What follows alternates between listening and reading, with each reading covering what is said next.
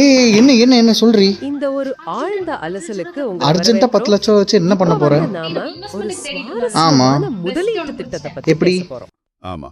அதாவது எல்ஜிஎன்எஸ் இந்த ஒரு ஆழ்ந்த அலசலுக்கு உங்களை வரவேற்கிறோம். இப்ப வந்து நாம ஒரு சுவாரஸ்யமான முதலீட்டு திட்டத்தை பத்தி பேச போறோம். ஆமா. அதாவது எல்ஜிஎன்எஸ் 12 மாத ப்ரொஜெக்ஷன் அப்படிங்கிற ஒரு சார்ட்டை தான் இன்னைக்கு நம்ம முழுமையா ஆராய போறோம். கண்டிப்பா. இப்போ நீங்க வந்து ஒரு முதலீடு பண்றீங்கன்னு வச்சுப்போம்.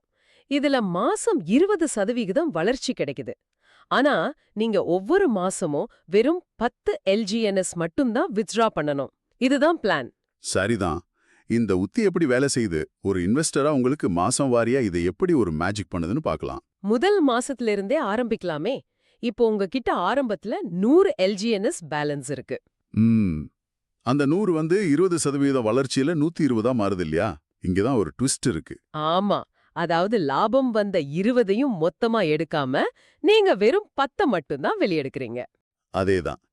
மீதி 110 அப்படியே முதலீட்டுல தொடருதுன்னு பாத்தீங்களா? அதுதான் ரொம்ப முக்கியம். அப்போ 2வது மாசம் அந்த 110ல இருந்து ஆரம்பிக்கும்.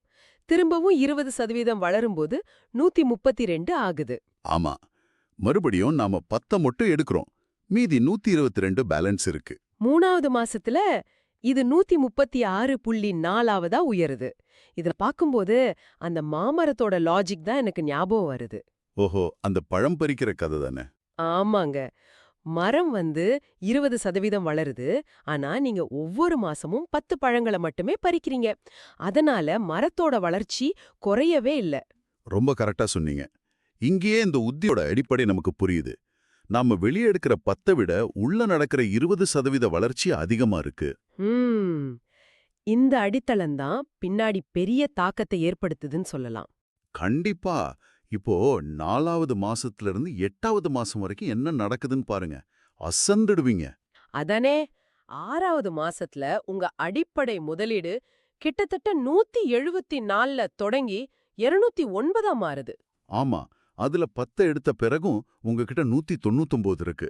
அதாவது நீங்க போட்ட முதலீடு கிட்டத்தட்ட ரெட்டிப்பாயிடுச்சு. நிஜமாவே இது ஆச்சரியம்தான்.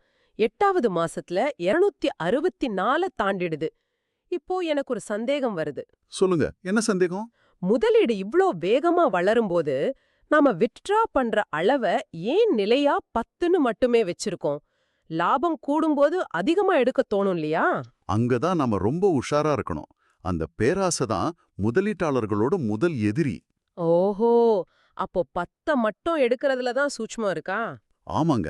வித்ட்ரா அளவ நிலையா வைப்பதால தான் மீதமுள்ள பெரும் தொகை கூட்டுவட்டி முறையில தொடர்ந்து அதிவேகமா வளர முடியுது. இததான் காம்பவுண்டிங் மேஜிக்னு சொல்லுவோம். புரியுது. நீங்க வெளியே எடுக்கிற அளவ கூட்டுனா அந்த காம்பவுண்டிங் இன்ஜின் செத்து போயிடும். அதேதான். மனச கட்டுப்படுத்தி நிலையா அந்த 10 மட்டுமே எடுக்கணும். அந்த கட்டுப்பாட்டுக்கான பலன் கடைசி காலாண்டுல அப்பட்டமா தெரியுது. 12வது மாசம் 421ல தொடங்கி 505ஆ வளருது. ம். அதுல வழக்கமான 10 எடுத்த பின்னாடி 495ல முடியுது. இப்போ ஒட்டுமொத்த லாபத்தை கணக்கு போட்டு பாருங்க. ஆமா, அத பாக்கணுமே.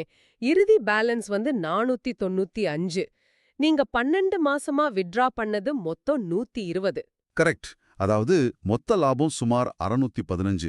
வெறும் 100ல தொடங்கின பயணம் எவ்ளோ பெருசா வளர்ந்திருக்கு பாத்தீங்களா? நிஜமா ரொம்ப பிரம்மாண்டமான வளர்ச்சி தான்.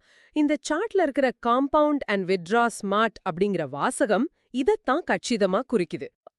இதுல இருந்து நீங்க தெரிஞ்சுக்க வேண்டியது என்னன்னா, எவ்வளவு லாபம் சம்பாதிக்கிறோம்னு முக்கியம் இல்ல, எவ்வளவு தொகைய உள்ளேயே விட்டு வைக்கிறோம் என்பதுதான் முக்கியம். 100க்கு 100 உண்மை. கட்டுப்பாடு தான் இங்க எல்லாமே. நிறைவா நீங்க யோசிக்கிறதுக்காக ஒரு விஷயம் சொல்றோம். இந்த மாடல் பேப்பர்ல பார்க்க அருமையா இருக்கு. மாசம் 20% நிலையான வளர்ச்சி கணக்கு போட்டுத்தோம். ஆனா நிஜமான முதலீட்டு சந்தை எப்பவுமே ஒரே மாதிரி இருக்காது இல்லையா? அதான் சந்தை வீழ்ச்சி அடையும் போது, மார்க்கெட் சரியும் போது, இந்த நிலையான 10 அப்படிங்கிற உத்திய நாம எப்படி மாத்தி அமைக்கணும்? இத நீங்களே சிந்தித்து பாருங்கள். அடுத்த அலசல்ல சந்திக்கலாம்.